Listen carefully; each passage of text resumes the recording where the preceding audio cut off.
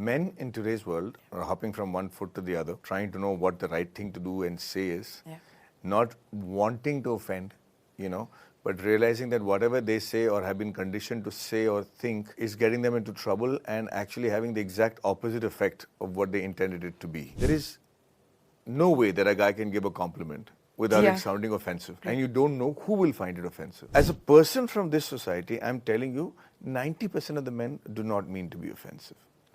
In fact, we're very appreciative. You also have to understand that as men, our role in romance is not properly defined till now. It's only the woman who goes through it, all stories have been said from the point of a woman. When is the last time you said I love you and meant it? Day before, like an hour before right now. That's lovely. Hey baby, listen, I have something really important to say. Like she's like, what? Honey, I love you, right? And she goes, Yeah, How me too. cute is that?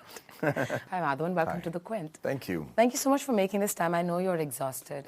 I know you've had a long night, a delayed flight, lots going on, but you're still here, so thank you so much. Oh, pleasure. I wouldn't have missed it for anything. I absolutely love the film. It stayed with me not just because of the brilliant acting, not just because of the great cinematography or the music.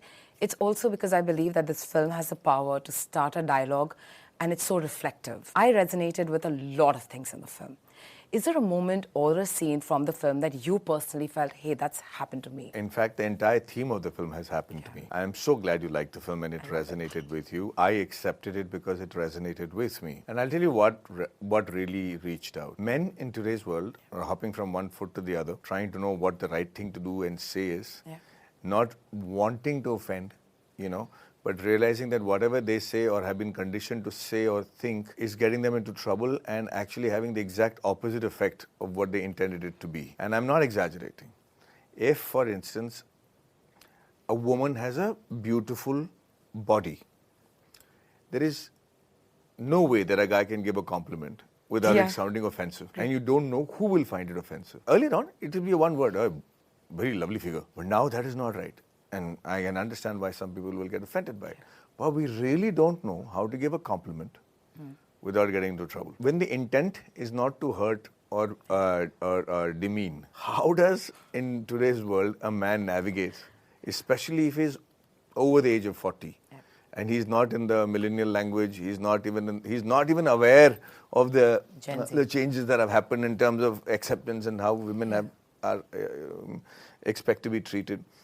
His very patriarchal upbringing is conditioning him in such a way that he thinks he's being rather generous when he's actually being patriarchal and misogynist. And how this woman, with her kindness, teaches him that it's not the way to go about it. So the director had a very lovely thing to say. He said, if you don't confront anybody when they are not being appropriate, if you are kind-hearted to them and you deal with a sense of a sensitivity and kindness, then you end up educating them as opposed to turning them into a foe.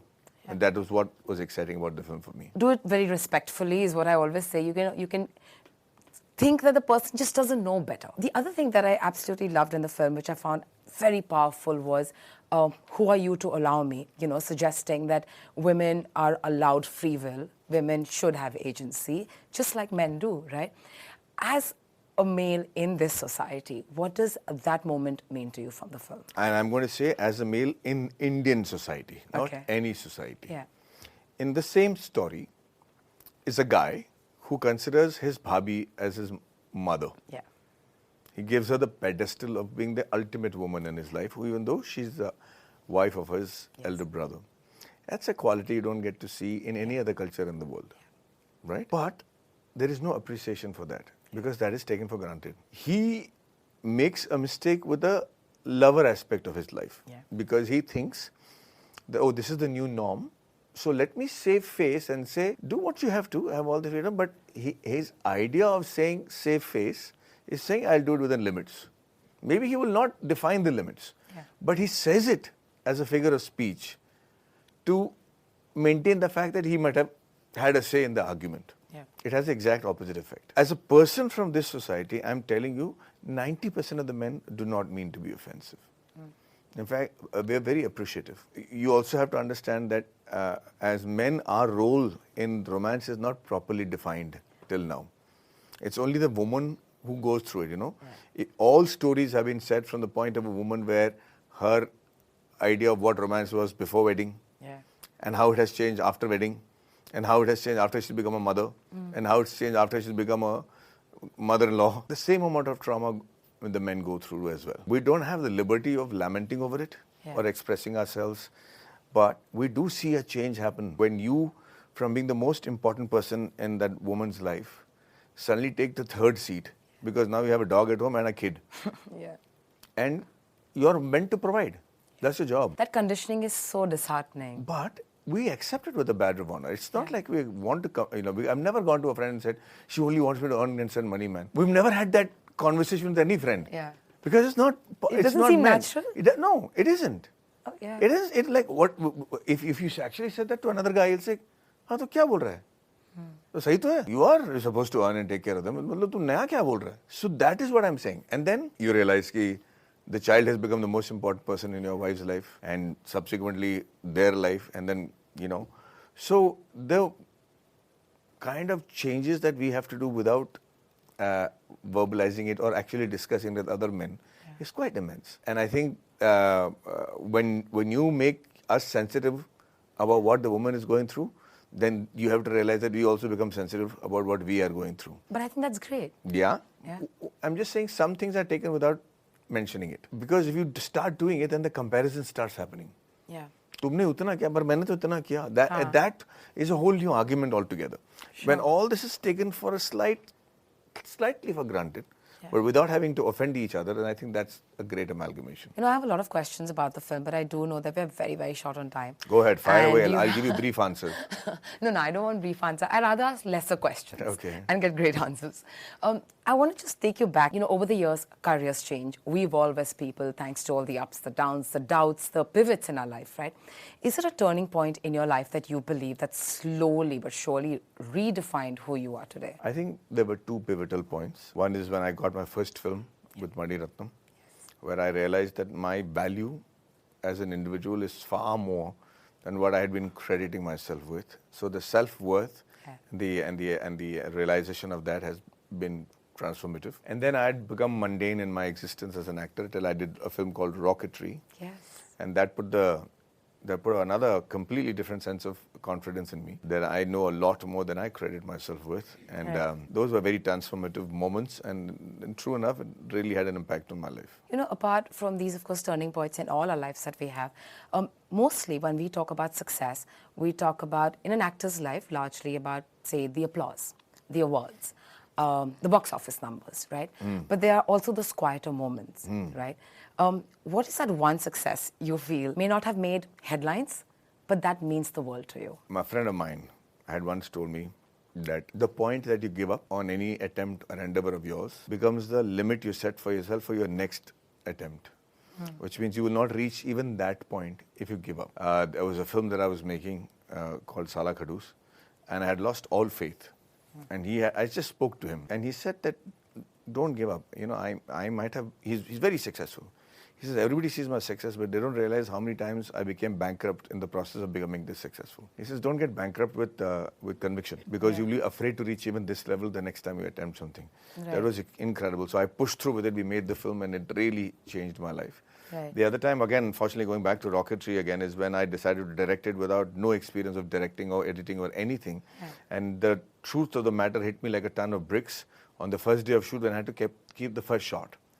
And I was shooting it in 3 languages in multiple countries, and it is, beard, and I was producing, writing, directing, acting, everything in it. And I had a self-realization, like, what the hell are you doing?